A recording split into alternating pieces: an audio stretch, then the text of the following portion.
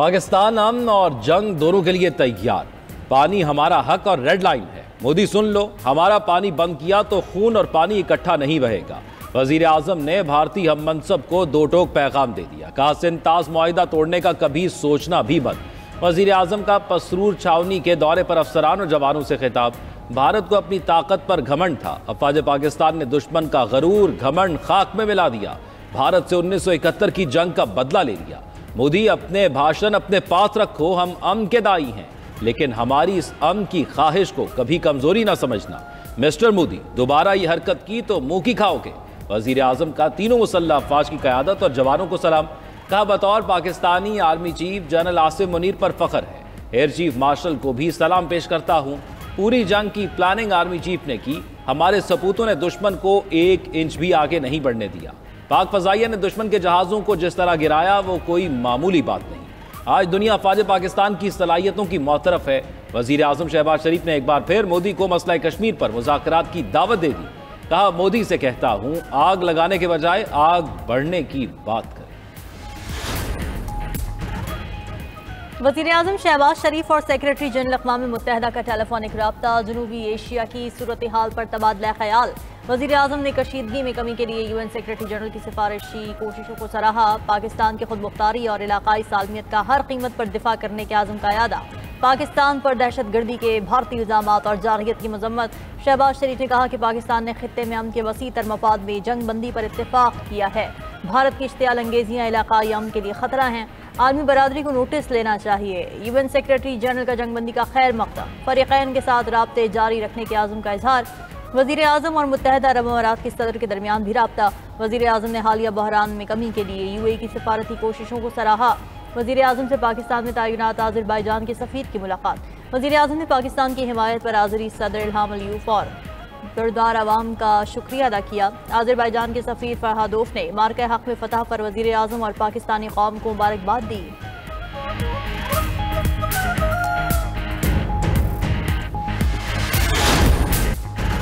अमरीकी सदर Donald Trump का दौरा मशरक़ वस्ता। सऊदी अरब के बाद कतर का दौरा। ट्रंप का दोहा में शाही महल आमद पर शानदार इस्तकबाल, गार्ड ऑफ ऑनर पेश। अमरीकी सदर की अमीर कतर के साथ 2 घंटे मुलाकात, मुआहिदों पर दस्तखत भी हुए। ट्रंप ने कहा कि कतर के साथ ताल्लुकात हमेशा मजबूत रहे हैं और ये मुलाकात दिलचस्प और नतीजा खेज रही। अमरीकी सदर ने मजीद कहा कि मशरक़ वस्ता के दौरे का मकसद इसराइल को साइड लाइन करना नहीं, ये दौरा इसराइल के लिए भी अच्छा साबित होगा। दौरे का अहम मकसद शाम से पाबंदियाँ हटाना है। अमरीकी सदर ने क्रिप्टो और आर्टिफिशियल इंटेलिजेंस को भी अपनी अहम तरजीहात में शामिल करा दिया। अमरीकी सदर ट्रंप का दहशतगर्दी के खिलाफ पाकिस्तान की कोशिशों का भी एतराफ़। सऊदी अमेरिकन इन्वेस्टमेंट फोरम से खिताब में कहा पाकिस्तान ने दहशतगर्दी के खात्मे में अमरीका का भरपूर साथ दिया। पाकिस्तान और अमरीका दहशतगर्दी के खिलाफ मजबूत इत्तेहादी बन चुके। पाक भारत जंग बंदी तारीखी है। खुशी हुई पाकिस्तान और भारत ने कशीदगी को रोक दिया। उम्मीद है पाकिस्तान और भारत की जंग बंदी कायम रहेगी। अमरीकी सदर का पाकिस्तान और भारत को एक साथ डिनर करने की ख्वाहिश का भी इजहार। कहा कि मार्को ये कितना अच्छा होगा, दोनों को बाहर डिनर पर लेकर जाएं।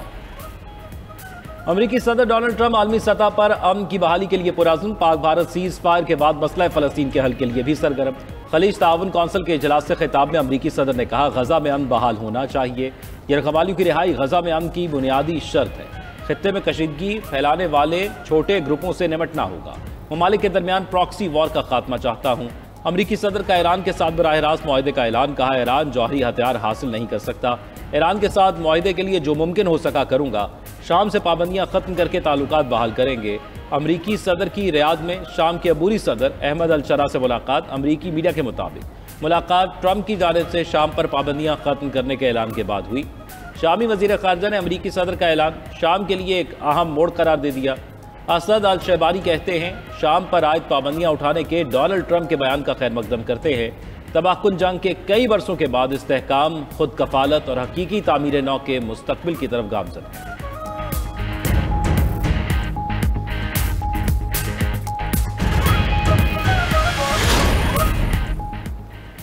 पाकिस्तान को तनहा करने के दावेदार। मोदी का भारत आलमी सतह पर सिफारती तन्हाई का शिकार। ऑपरेशन सिंदूर पर भी आलमी तनकीद का सामना। अमरीका समेत अहम इत्तेहादियों ने पाकिस्तान के खिलाफ भारत का साथ न दिया। मोदी सरकार की सिफारती और जंगी नाकामी पर इंडियन एक्सप्रेस का चश्म कुशा मजमून। भारतीय अखबार का कहना है कि इंडियन एक्सप्रेस ने लिखा कि ट्रंप ने भारत की कार्रवाई को जारहियत करार दिया, लड़ाई न रोकी तो तिजारत बंद कर दी जाएगी।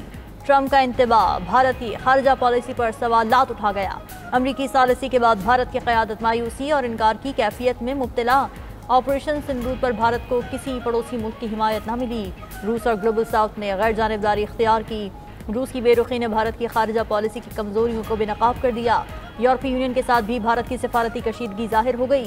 पाकिस्तान ने अपनी आटमी सलाहियत मौसर अंदाज में मनवा ली।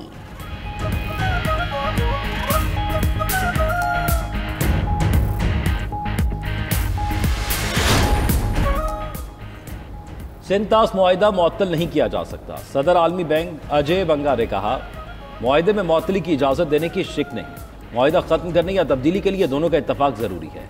क़यास आराइयाँ की जा रही हैं कि आलमी बैंक कैसे मुदाखलत करेगा। मुआहिदे में आलमी बैंक का किरदार एक सहूलतकार का है, सालिस का नहीं।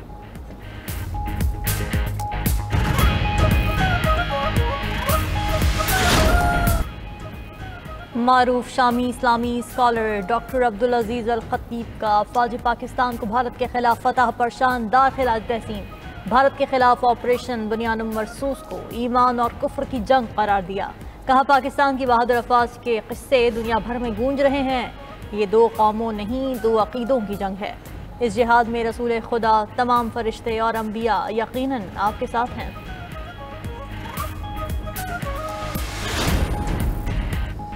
मोदी सरकार का आज़ादी सहाफ़त पर हमला, गैर मुल्की मीडिया निशाने पर।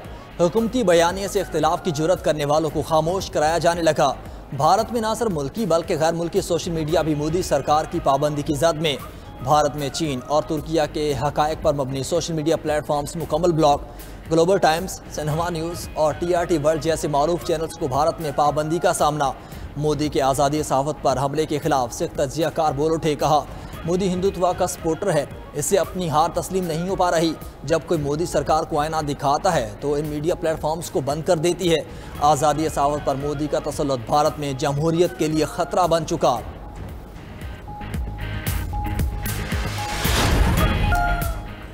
इसराइल की गजा में बर्बरियत जारी, मजीद 70 फ़लस्तीनी शहीद, मुतअद्दिद ज़ख्मी। सिहोनी फ़ौज के गजा के अस्पतालों पर बंकर बस्टर बमों से हमले। गजा जंग में शहदा की मजमूई तादाद 52,908 हो गई। 1,19,721 जख्मी हो चुके। कतर में हमास और इसराइल के दरमियान जंगबंदी मुज़ाकरात जारी। इसराइली फ़ौज की जानिब से गजा का मुस्तकिल मुहासरा जारी। शदीद गजाई किल्लत से बच्चों की जिंदगियों को खतरा। रूस, चीन और बरतानिया ने गजा में इमदाद की तकसीम के लिए अमरीकी मनसूबा मुस्तरद कर दिया। इसराइल पर जोर दिया कि वह गजा का मुहासरा खत्म करे। पीरू के वज़ीर-ए-आज़म तहरीक अदम एतमाद पर वोटिंग से कबल ही मुस्ताफ़ी। पीरू में गुज़श्ता दिनों 13 मजदूरों की हलाकत पर मुल्क भर में शदीद एहतजाज हुआ। अपोजिशन ने अवान नुमाइंदगान में वज़ीर-ए-आज़म के खिलाफ तहरीक अदम एतमाद लाने का ऐलान किया। पीरू के आइन के तहत वज़ीर-ए-आज़म के इस्तीफ़ा देने पर तमाम वज़रा को भी मुस्ताफ़ी होना पड़ता है। अब पीरू के सदर को नए वज़ीर-ए-आज़म के साथ पूरी काबीना का इंतखाब करना होगा।